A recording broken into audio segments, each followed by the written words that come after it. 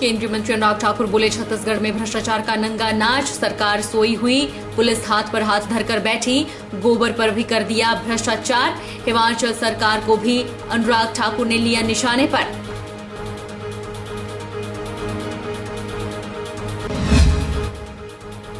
मुख्यमंत्री सुखविंदर सिंह सुक्खू ने शहीद पुलिस कर्मियों को अर्पित की पुष्पांजलि। शहीद हुए अधिकारियों और कर्मचारियों के परिजनों को किया सम्मानित। बोले, परिजनों के कल्याण के लिए योजना बनाएगी प्रदेश सरकार।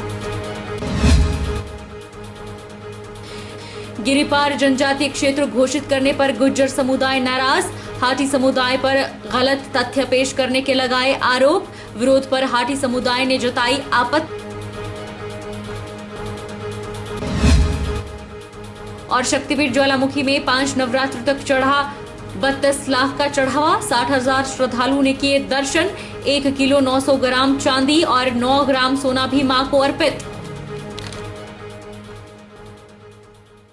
नमस्कार, आप देख रहे हैं अश्व 24x7। मैं हूं जनीशा।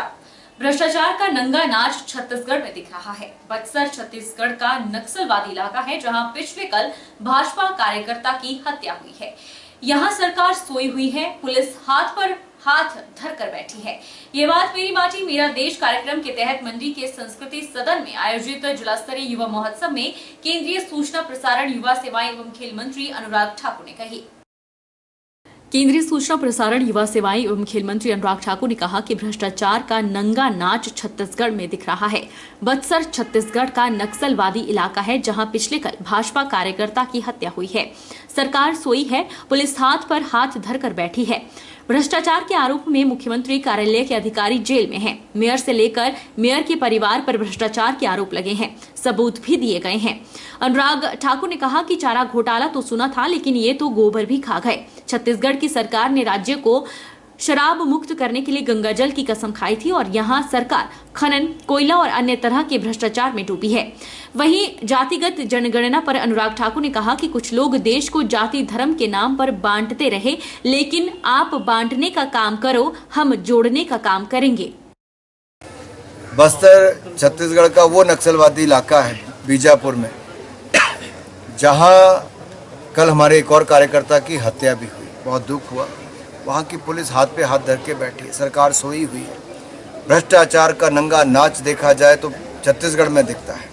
शराब, खनन, कोयला, कोई ऐसा नहीं जहाँ पे खाने का काम वहाँ के सरकार ने ना किया। मुख्यमंत्री के कार्यालय के अधिकारी जेल में हैं भ्रष्टाचार के चलते। वहाँ के उनके मेयर से लेके मेयर के परिवार तक गंभीर आरोप भ्रष्टाचार के लगे, नहीं सबूत भी दिए गए। 2000 करोड़ का शराब घोटाला, 5000 करोड़ का कोयला घोटाला। भाई लालू प्रसाद यादव तो देखा था हमने, चारा खाता, ये तो गोबर को भी खा गए। गोबर घोटाले में गोठान घोटाला कितना, सैकड़ों करोड़ रुपए का। ये कैसी सरकार है? कोयला नहीं छोड़ा, शराब नहीं छोड़ी, और शराब के लिए गंगाजल की कसम सौगंध खाई थी कि शराब मुक्त छत्तीसगढ़ को करेंगे। घर घर शराब की सप्लाई कर दी कोविड के समय। ये जातिगत गणना का किस तरह मानते हैं हिमाचल सरकार? हम सबका साथ सबका विकास, इस मूल मंत्र के साथ चलते हैं। गरीब हमारे लिए एक जाति है कि गरीब को गरीबी रेखा से बाहर निकालना, और 13.5 करोड़ गरीबों को गरीबी रेखा से बाहर निकालने का कार्य पिछले 5 वर्षों में सफलतापूर्वक मोदी सरकार ने किया।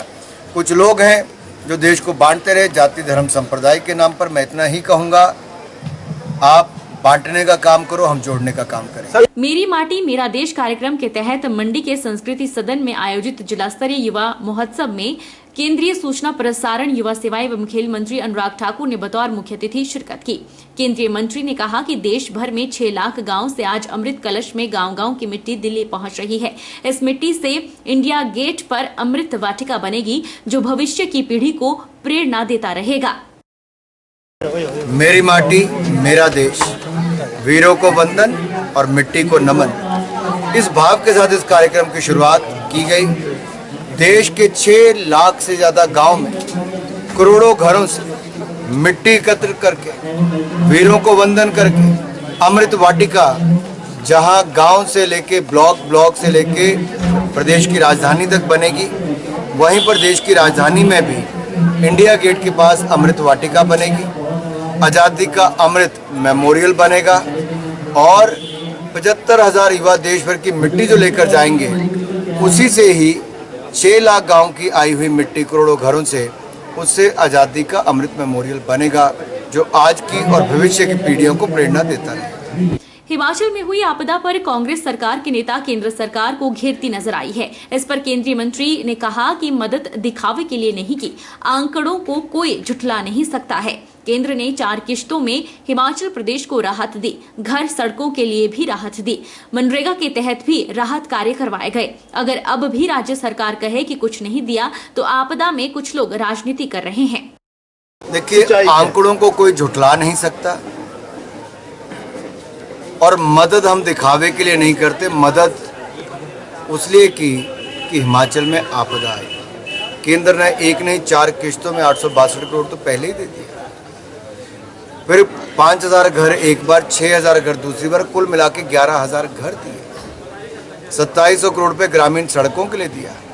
मनरेगा में जो बंदिशें थी उसको भी खत्म करके जितना दिहाड़ी लगानी उतनी लगाओ, रिटेनिंग वॉल से लेके रास्ते बनाओ, अपने घर की रिपेयर तक कर लो।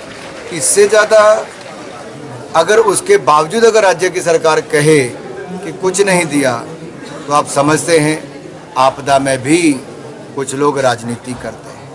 वहीं सरदार पटेल विश्वविद्यालय को लेकर अनुराग ठाकुर ने कहा कि कुछ दे नहीं सकते तो छीनो मत। सरदार पटेल ने देश को एकजुट किया। सरदार पटेल की प्रतिमा दुनिया की सबसे बड़ी प्रतिमा है। सरदार पटेल को कांग्रेस भूल तो गई, लेकिन आज इस स्थिति में आ गई कि इनके नाम के बने विश्वविद्यालय पर भी रोड़े अटकाए जा रहे हैं। उन्होंने कहा कि एसपीयू का कार्य भी उतनी ही गति से भागे जितनी गति से देश के युवा एकता के लिए करते आए हैं। मैं इतना ही कहूँगा कि कुछ दे नहीं सकते तो छीनो तो मत।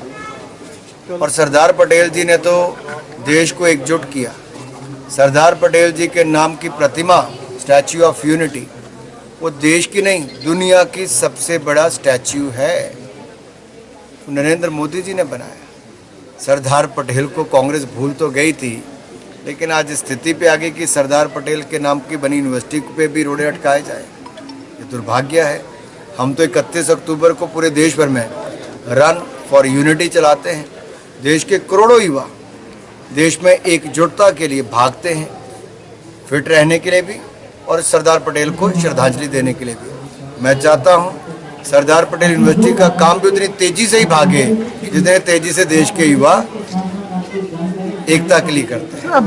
उधर अनुराग ठाकुर ने कहा कि मैंने खेलों में भी राजनीति देखी जिसका मैं भुक्तभोगी हूं।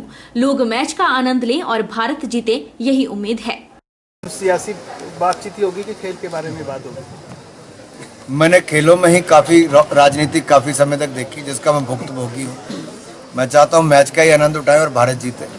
Thank you. उधर नेता प्रतिपक्ष जयराम ठाकुर ने कहा कि प्रधानमंत्री के आह्वान पर देश जोड़ने के लिए ये अभियान चला है। देश की जड़ों को और मजबूत करना, संस्कृति को जिंदा रखना और आने वाली पीढ़ी को हमारे वीरों की गाथाओं से जोड़ने के लिए हमें हमेशा प्रयासरत रहना होगा। उन्होंने युवाओं से आह्वान किया कि आप सबका सहयोग देश को जोड़ने के लिए अपेक्षित है। देवभूमि हिमाचल से मेरी माटी मेरा देश माटी का नमन वीरों को वंदन कार्यक्रम बहुत जोश और उत्साह के साथ चल रहा है और यहाँ की मिट्टी भी दिल्ली में बनने वाली अमृत वाटिका के लिए जा रही है। मेरी माटी मेरा देश, जैसे कि इन 4 शब्दों से ही सीधा सा और सहजता से सरलता से हम समझ सकते हैं कि भाव क्या है और उस भाव को हम आने वाली पीढ़ी के यानी कि जो हमारी नई जनरेशन है, हमारे नौजवान साथी हैं, उनके बीच में कायम रखने के लिए, मजबूती दिलाने के लिए हम काम करते रहें। क्योंकि हमेशा मानवीय स्वभाव है, जब देश आजाद नहीं था उस वक्त की परिस्थितियां अलग तरह की थी। देश आजाद हुआ, देश आगे बढ़ने लगा, लेकिन जिन लोगों ने देश की आजादी के लिए कुर्बानियां दी उनकी यादें भूमिल पड़ने लगी, बोझिल होने लगी। और आने वाली पीढ़ियां इस बात को हमेशा याद रखें कि हम कहां से शुरू हुए थे, आज हम कहां पहुंचे हैं इस यात्रा में। स्वाभाविक रूप से इसके लिए बहुत आवश्यक है देश की जड़ों को मजबूत रखना, देश की जड़ों से जुड़े रहना, देश की संस्कृति से जुड़े रहना और देश की कुर्बानी के लिए जिन लोगों ने अपने जीवन न्यौछावर किया उनकी स्मृतियां सदैव जिंदा रखना, इसके लिए काम करने की आवश्यकता है। और उस दृष्टि से आदरणीय प्रधानमंत्री जी ने इस कार्यक्रम की बहुत बेहतरीन शुरुआत की है। मुख्यमंत्री सुखविंदर सिंह सुक्खू ने पुलिस स्मृति दिवस के अवसर पर शिमला के समीप भराड़ी स्थित शहीद स्मारक पर शहीद पुलिस कर्मियों को पुष्पांजलि अर्पित की। इस अवसर पर उन्होंने कहा कि प्रदेश सरकार शहीदों के परिवारों के कल्याण के लिए व्यापक नीति बनाकर एक योजना बनाएगी। इस दौरान उन्होंने शहीद हुए कर्मचारी अधिकारियों के परिजनों को भी सम्मानित किया। मुख्यमंत्री सुखविंदर सिंह सुक्खू ने पुलिस स्मृति दिवस के अवसर पर शहीदों को पुष्पांजलि अर्पित की। मुख्यमंत्री ने कहा कि पुलिस जवान निस्वार्थ भाव से अपने कर्तव्य का निर्वहन कर राष्ट्र की सेवा करते हैं। पुलिसकर्मी देश सेवा का अथक भाव रखते हुए नागरिकों की सुरक्षा सुनिश्चित करते हैं। इस वर्ष मानसून में आपदा के दौरान राहत और बचाव कार्यों में पुलिसकर्मियों ने महत्वपूर्ण कार्य किया और जानमाल और संपत्ति की सुरक्षा की। उन्होंने कहा कि प्रदेश सरकार पुलिस विभाग को उन्नत सूचना प्रौद्योगिकी से लैस कर रही है और विभाग में सार्थक दृष्टिकोण के साथ महत्वपूर्ण बदलाव किए जा रहे हैं। मुख्यमंत्री ने कहा कि नशा सेवन से जुड़े अपराधों पर लगाम लगाना प्रदेश सरकार की सर्वोच्च प्राथमिकता है। इस तरह के अपराधों में संलिप्त व्यक्तियों की संपत्ति पर भी अंकुश लगाया जाएगा। मुख्यमंत्री ने इस अवसर पर हिमाचल प्रदेश पुलिस के शहीद हुए अधिकारियों और कर्मचारियों के परिजनों को सम्मानित भी किया। पूरे देश में ये स्मृति दिवस मनाया जाता है और जो शहीद परिवार होते हैं उनकी याद में ये स्मृति दिवस मनाया जाता है। मेरा ये मानना है, रक्षक जो भी हो, चाहे वो देश की सीमाओं में अपने प्राणों का बलिदान करता हो या प्रदेश की रक्षा में अपने प्राणों का बलिदान करता हो, वो रक्षक ही होता है, वो शहीद ही होता है।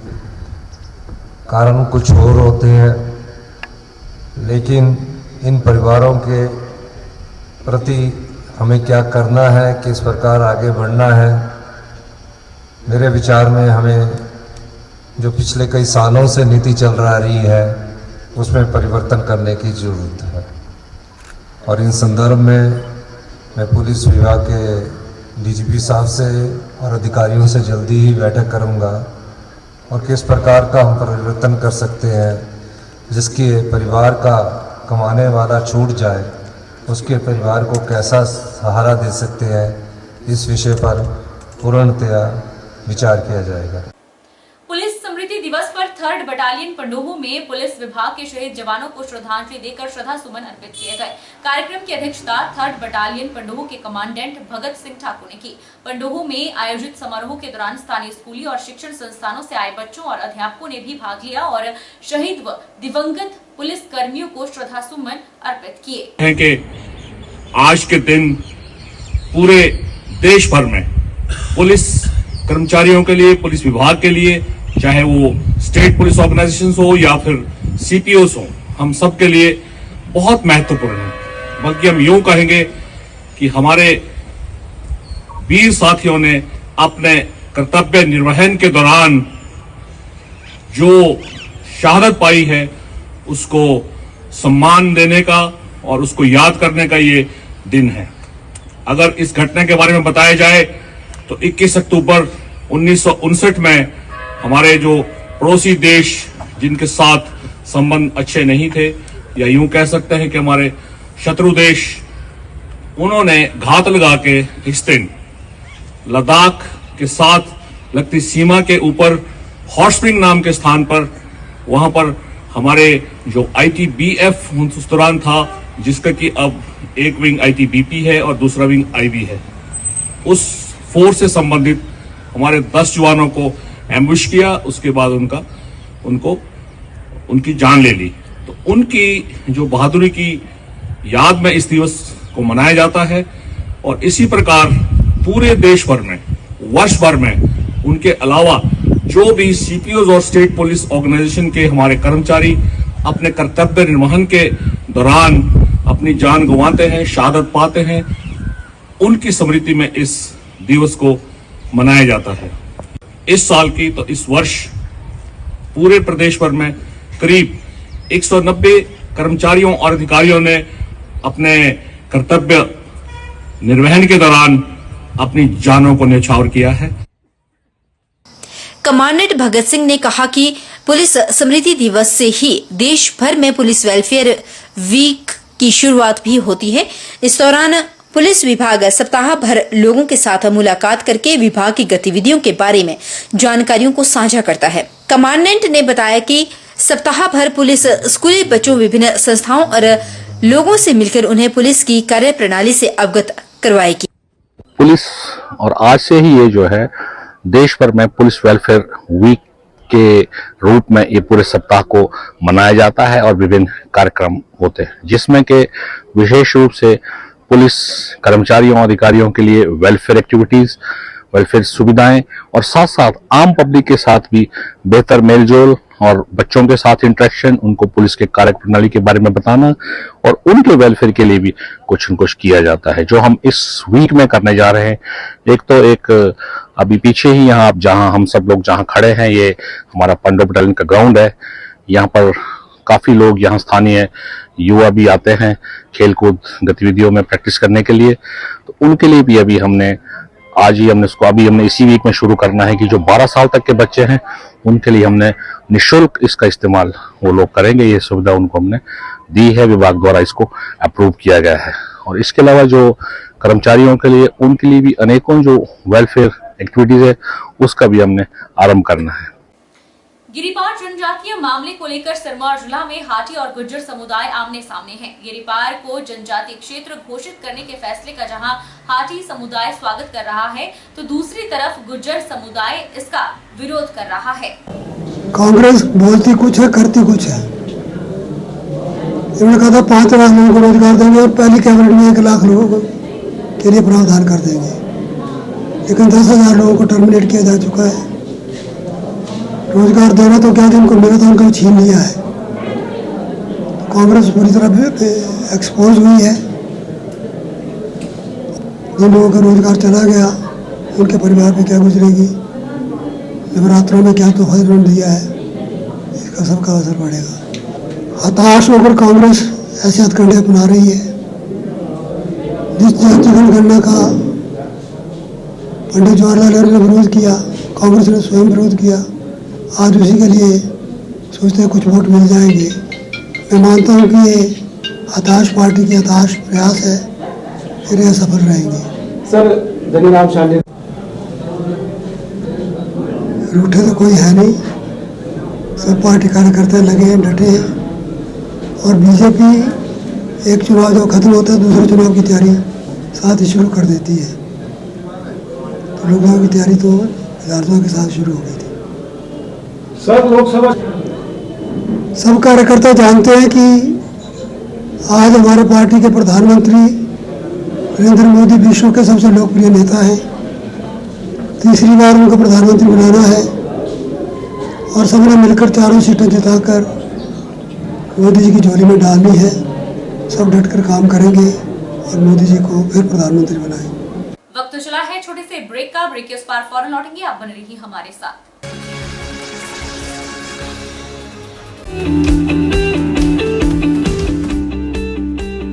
मीनाक्षी होटल एंड रेस्टोरेंट पर्यटन विभाग द्वारा अधिकृत, पर्यटकों के लिए पार्किंग की सुविधा, सीसीटीवी कैमरों से युक्त सुरक्षा। अगर आप भी आना चाहते हैं हिमाचल और निहारना चाहते हैं खूबसूरत वादियों को, तो आप अपने सफर को आरामदायक बनाने के लिए मंडी पठानकोट नेशनल हाईवे ग्वाली में मीनाक्षी होटल एंड रेस्टोरेंट में ठहरना ना भूलें, क्योंकि हमारे यहाँ पर्यटकों को मिलती है खाने और ठहरने की शानदार सुविधा। मंडी जिला मुख्यालय से 32 किलोमीटर की दूरी पर मंडी पठानकोट नेशनल हाईवे ग्वाली में स्थित बेहतरीन सुविधाओं से युक्त मीनाक्षी होटल एंड रेस्टोरेंट, यहाँ आपको मिलेगी शुद्ध शाकाहारी व्यंजनों के साथ रहने की शानदार सुविधा, फ्री वाईफाई सुविधा, वातानुकूलित स्पेशल रूम, प्रकृति के हसीन और खूबसूरत नजारों के बीच ले सकते हैं इन सुविधाओं का भरपूर आनंद और अपने सफर को बना सकते हैं कभी ना भूलने वाले यादगार पल। तो अभी ऑनलाइन बुकिंग करें और अपने सफर को बनाएं आरामदायक और यादगार। मीनाक्षी होटल एंड रेस्टोरेंट, हमारा पता मंडी पठानकोट नेशनल हाईवे ग्वाली, मंडी, हिमाचल प्रदेश।